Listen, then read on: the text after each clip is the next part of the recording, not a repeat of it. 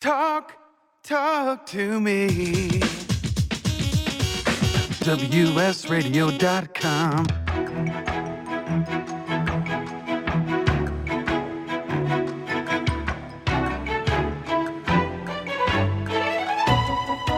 The San Diego Council on Literacy brings you Literacy for All with your host, Jose Cruz.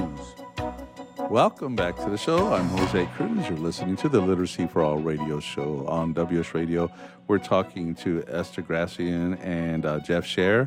They are from the Graduate School of Education and Information Studies at UCLA. I hope I got that right that time, Jeff. And, and I did want to go back to you, and then we'll come back to Esther in the second part of the segment, just regarding the things that you want educators. Now, you mentioned six things, and it's probably a list that you have well memorized, but six, I'd say, concepts that you teach that people need to understand. Right. So just briefly going through the six, the first one is understanding that everything's socially constructed. The idea that things aren't just the way they are because they've always been the way they are. It's because people are always making choices. The second idea gets at the different languages. And typically we're very good at teaching the language of reading print literacy. You know, we teach about nouns, verbs, adjectives. But we don't do much about teaching other aspects of literacy like oral literacy, visual literacy, multimodal literacy, and internet literacy. So helping students understand these different aspects of literacy because it's about multi-literacies today. We can't stay in the old ideas from the Gutenberg printing press that there's just print literacy. And I think that's really a key part. Mm-hmm. And then the other elements are understanding about the way audiences interact with information, the way the politics of representation and how bias influences all information, looking at production institutions, and then ultimately asking the question, which really brings us back to the social justice, asking the question of who's benefiting and who's being harmed by this information. Very good. I'm writing this down. And so I see here that you've written a book. It's called the Critical Media Literacy Guide, Engaging Media and Transforming Education. Congratulations on that. I've tried to write a book for the last 30 years. Are you back from your work in Argentina? Yes. Yeah, I just got back last week. And it was wonderful. I was working with educators there in different parts of the country, and they're in the same boat. I mean, I think around the world, we're all facing the same changes in how do we adapt and how do we prepare our students best to be able to be critical thinkers in this new world where information is happening all the time and we're engaging with it in ways we never have before. You know, kids are on their phones the majority of the time during the day, whether they're just checking or whether they're actually actively sending messages. And so it really is, in many ways, kind of this brave new world. Yeah, it is. And so if I'm buying and reading your book, I am very curious. Will I read more about these concepts as well as how the world of information has changed? Absolutely. We try to do both, actually, in the book. I wrote it with Douglas Kellner, who also teaches at UCLA. And what we try to do is just kind of lay out a theoretical lens to understand and look at what has changed and how this is influencing society. And at the same time, we lay out a lot of examples of how teachers are and can engage their students from kindergarten all the way through university level in these. And one of the big strategies that we promote is the idea of creating through production and through creating media and messages. You learn so much. And I'm sure you must know an awful lot about radio and oral literacy and sound because you are involved in creating this radio show. Mm-hmm. So it's that idea is that if students are producing or creating, if kindergartners are taking pictures, they're learning about camera angles. You know, if middle school students are creating their own digital stories, they're learning about the way images and sounds work together. So it's that idea. Jeff, it really sounds like it's moving faster than we are. that it's a moving target. Is that accurate? Absolutely. Okay. Yes, So absolutely. we have our work cut out for us. I keep thinking of the quote from Alvin Toffler, which you all probably know. Let me see if I get it right. That the literate of the 21st century won't just be people who can read, write, and spell. They will be people who can learn, unlearn, and relearn. And that relearning part is tough because we're chasing it. We're chasing the future. Accurate? Absolutely, yeah. And so it's not about learning new knowledge as much as it is about learning new skills. Mm-hmm. It's learning how to be able to analyze, critique, and question the different forms of communication that we're using and engaging with every day. Very good. Esther, I wanted to ask you, just having met Angela, it's like a whole other breed of person. And what I mean by that is she's a librarian at heart, and she's quite dedicated and passionate about her work and the work that libraries are doing today to preserve the information and facts and such, and just making sure that things are accurately portrayed, given different media outlets and just the things that are happening in libraries, archives, museums, et cetera. Who are these librarians that are involved in the work that you're doing? That's a good question. Librarians at all levels are involved in this kind of work. I'd say, we try to represent a variety of viewpoints, and rather than just trying to find truthful items, it's really a difficult job. And we try at academic libraries, meaning colleges and universities, school libraries, such as they are, with the lack of school librarians, especially in California, and in public libraries to help people see that there are resources of all kinds with all kinds of viewpoints. In academic libraries, in fact, recently, a couple of years ago, the Association of College and Research Libraries came up with a framework regarding information literacy competency for higher education. And there are 6 frames that they have adopted. The first is authority is constructed and contextual. The second is information creation as a process, information as value, and so on.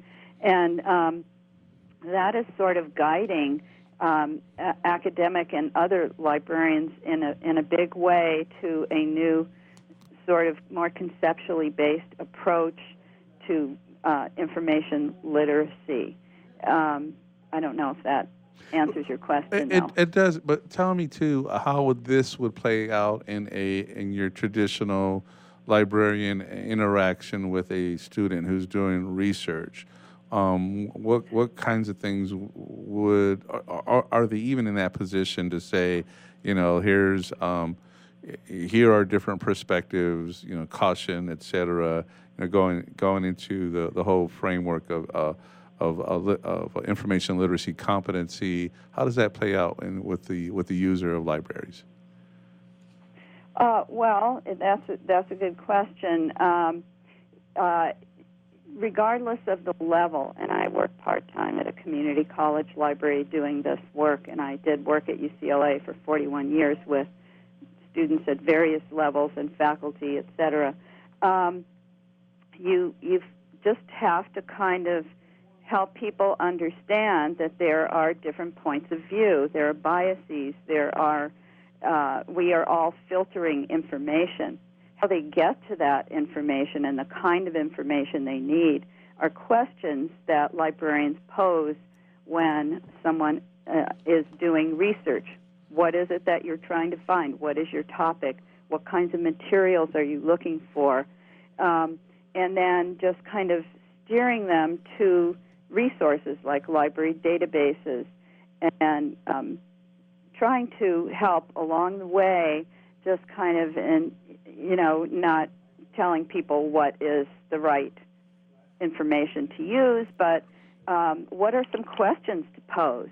Who is the author? What is their expertise? When was the item published? Who published it? What is the purpose? What is the function of that item? As Jeff said, who is harmed and who benefits? Mm-hmm. Those are good questions as well. And I don't know if librarians have been using those particular questions, but they're good questions.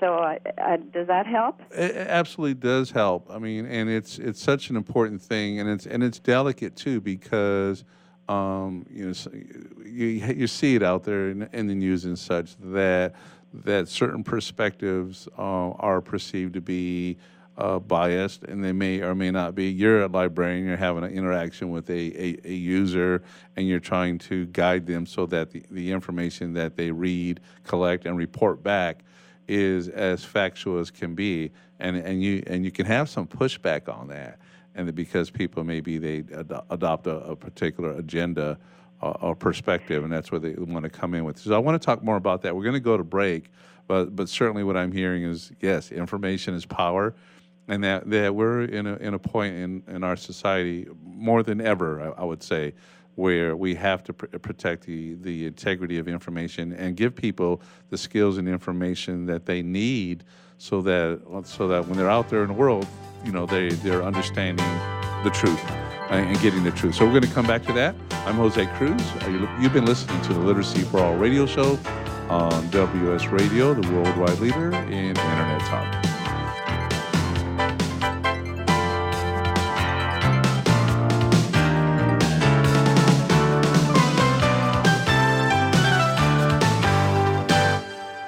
I've heard this is like one of the best pizza spots in town. Yes, it is. I'll do a slice of pepperoni, slice of vegetarian. You got it. And I will pay for all of that in 3 days. In 3 days? What's that mean? Well, wait, you accept credit cards. That money's not going to hit your account for 3 days anyway. I need my money quicker. At Chase, we hear you. With Express Funding, card payments are in your Chase account the next business day. Go to chase.com/expressfunding. Chase for business, so you can. Compensated participation. All businesses are subject to credit approval. Not all clients are eligible for next business day funding, and additional terms, conditions, and restrictions apply. Donate cash, furniture, clothes, and other gently used household items to Father Joe's Villages and get a nice tax break in April. Every donation is tax deductible. Believe you can make a difference. Be Father Joe. Go to neighborhood.org or call 1-800-HOMELESS to donate today. Life is full of misadventures, from car crashes to home fires to getting choked out on the mat. Yes, I said getting choked out because I'm Carlos Kramer, jiu-jitsu competitor, MMA and media personality, and mild-mannered insurance agent. You can follow my adventures on Kick-Ass Radio, and I can protect you from life's misadventures at Kramer Insurance. Home, auto, life, business, and workers' comp. We're at KramerINS.com, and I want you to join my world. This is Bill Gruber with BizVid Communications, a Southern California video production leader. We've been honored to sponsor, produce, write, and host many of the fine programs on WS Radio over the years. So we understand how important the internet and your website exposure are. As video producers, we know the tricks and secrets to incorporate video to increase your search engine optimization and business success. Visit bizvidcommunications.com to see what we can do for you. BIZVID communications.com. Too much to do? Not enough time to get it done? Call on the experts at Another 8 Hours for your business support needs. By partnering with Another 8 Hours, we allow you to focus on the more important matters, like being in front of your clients, doing what you do best, rather than being stuck at a desk poring over paperwork, rummaging through emails, returning phone calls, and struggling to get everything done by yourself. Meanwhile, your family and social life are going down the drain. Go to another8hours.com or call 8 more hours. That's 866-734-6877. Hi, this is Rob Barnett, VinVillage.com, where wine lovers connect. Be sure to tune in weekly to Vin Village Radio for exclusive, in-depth interviews with the who's who in wine and food. Can you imagine a world without children? A world where children don't play, or dream, or imagine? At St. Jude Children's Research Hospital, we're working every day to find cures for diseases that strike down children. Because we can't imagine a world without children. Can you? Finding cures, saving children. St. Jude Children's Research Hospital. To learn how you can help, log on to our website, stjude.org. Talk to me. WSRadio.com.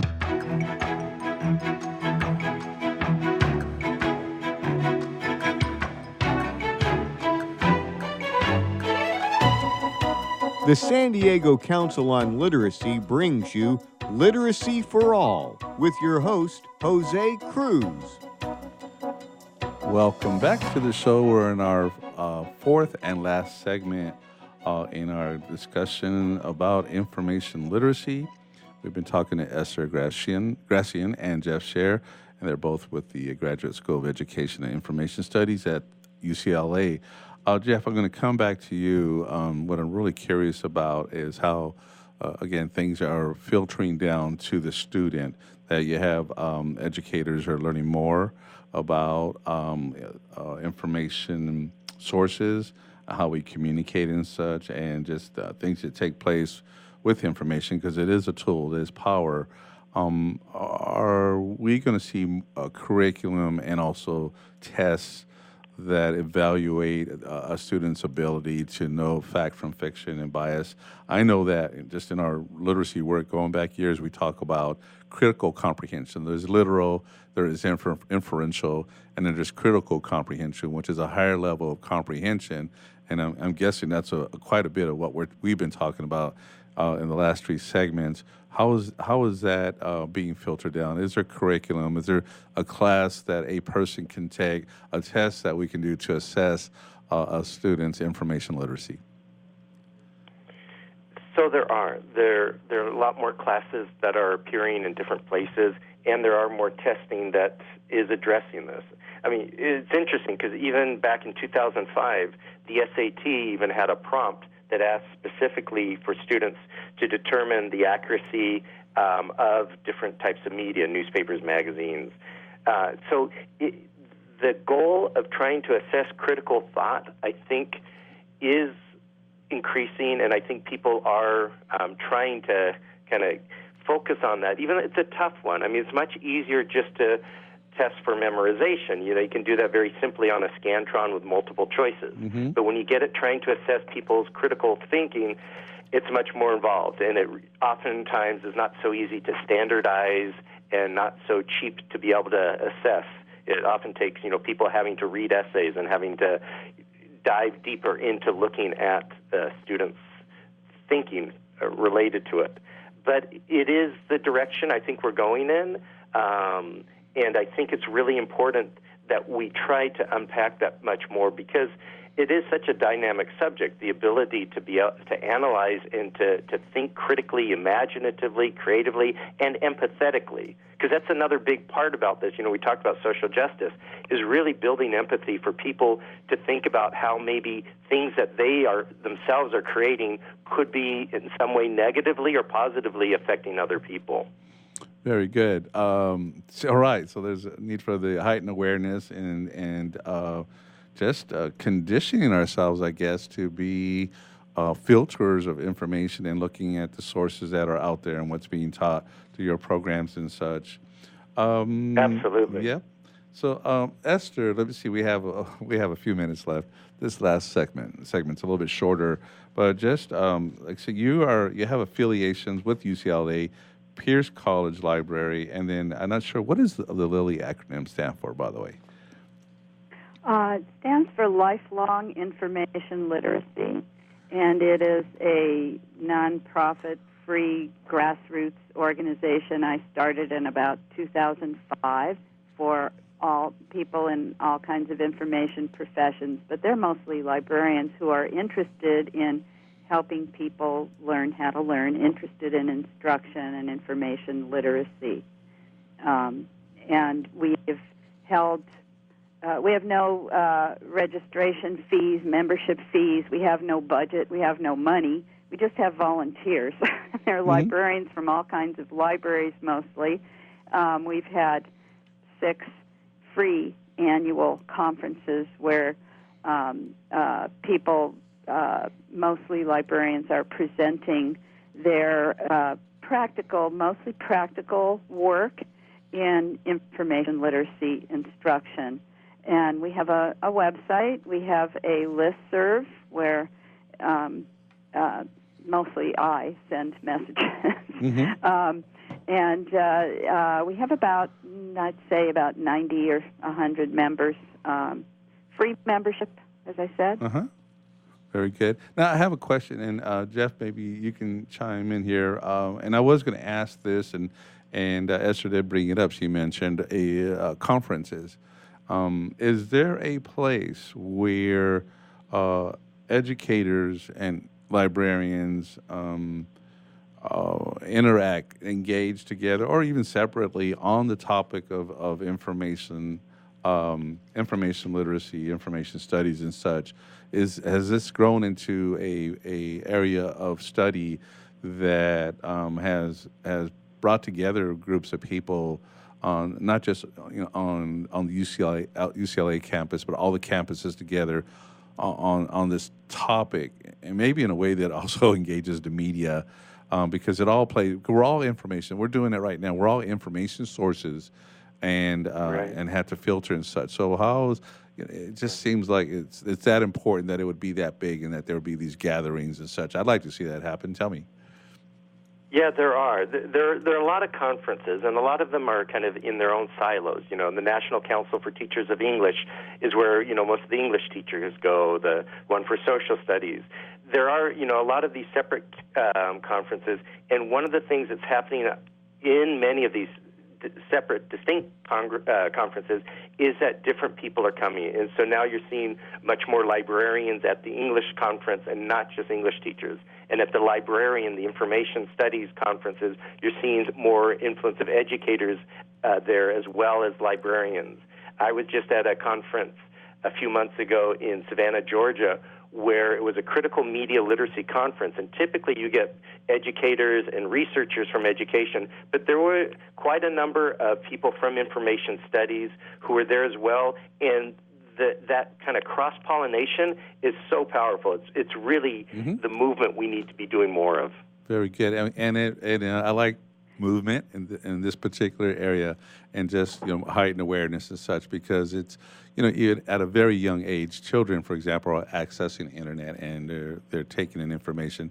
They're not quite ready for the type of filtering that we need with the information output. We're about ready to close out, but just maybe some closing words, Esther, how people can get a hold of you, and just what you'd like to say as we close out. Yes, thank you.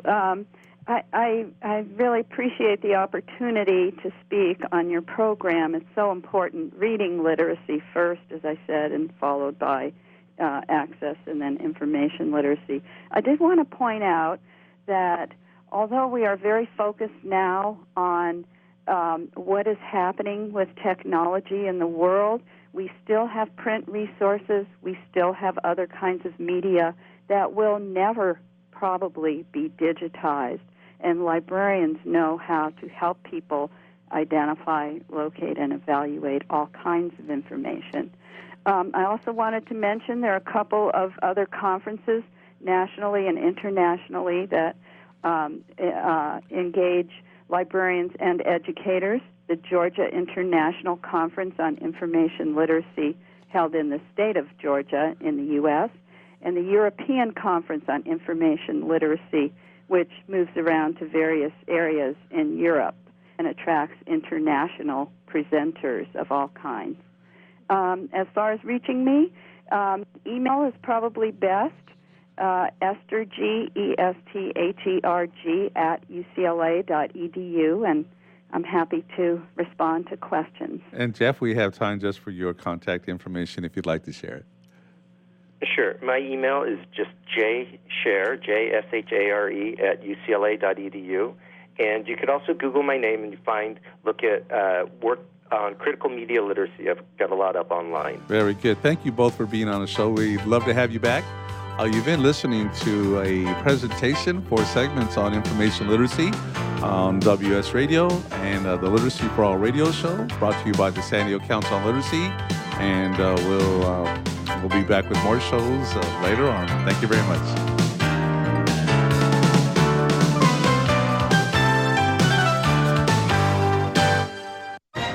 I raised $8,000 to build schools for South African children. After realizing how many people go hungry in San Diego, I now volunteer at a food pantry. I'm spending the next year doing volunteer projects across 3 countries and helping in ways they designate to be the most helpful. The World Link program at the Joan B. Kroc Institute for Peace and Justice recognizes the potential of youth as agents of social change. Learn how you can help youth become a generation of leaders in action at peace.sandiego.edu. In the military, things can change in an instant. Your personal life is just the same. Just like you protect our country, you want your family protected. That's why thousands of military members trust Navy Mutual Life Insurance. Navy Mutual is nonprofit, providing current and former Navy, Marine, and Coast Guard families with life insurance, no sales fees, and no military service restrictions. Protecting members on active duty and beyond. Call 1-800-628-6011, 800-628-6011, NavyMutual.org, insuring those who serve. Nowadays, internet devices are an integral part of your home. Everyone in your family has a smartphone, tablet, or a computer. Life is easier knowing that all your devices are secured and your family can surf the internet carefree. ESET Multi-Device Security Pack does just that. One license for all your devices. With ESET, it's simple to stay protected and save money. Enjoy safer technology with ESET Multi-Device Security Pack at ESET.com. That's ESET.com. I've heard this is like one of the best pizza spots in town. Yes, it is. I'll do a slice of pepperoni, slice of vegetarian. You got it. And I will pay for all of that in 3 days. In 3 days? What's that mean? Well, wait, you accept credit cards. That money's not going to hit your account for 3 days anyway. I need my money quicker. At Chase, we hear you. With Express Funding, card payments are in your Chase account the next business day. Go to chase.com/expressfunding. Chase for business, so you can. Compensated participation. All businesses are subject to credit approval. Not all clients are eligible for next business day funding, and additional terms, conditions, and restrictions apply. Tired of presentations with no impact, no inspiration, and no traction? Do dull speakers have you and your team disengaged and distracted by smartphones? Christopher McAuliffe brings energy, insights, and 2 decades of experience, delivered with punch, humor, and heart. Your team will leave energized, uplifted, and with a sense of purpose. Visit ChristopherMcAuliffe.com to bring some heat to your next speaking engagement. McAuliffe. ChristopherMcAuliffe.com. Hey, it's Catherine from Listen Local Radio. Moe's Guitars has proudly served the San Diego music community since 1975. Specializing in guitars, basses, mandolins, banjos, and ukuleles, they buy, sell, trade, and consign. If you're looking for lessons, repairs, accessories, and cool gear, you found the right place. Located in downtown La Mesa Village, stop by and check out their digs or visit moesguitars.com or their Facebook page. MOZEguitars.com, 619-698-1185.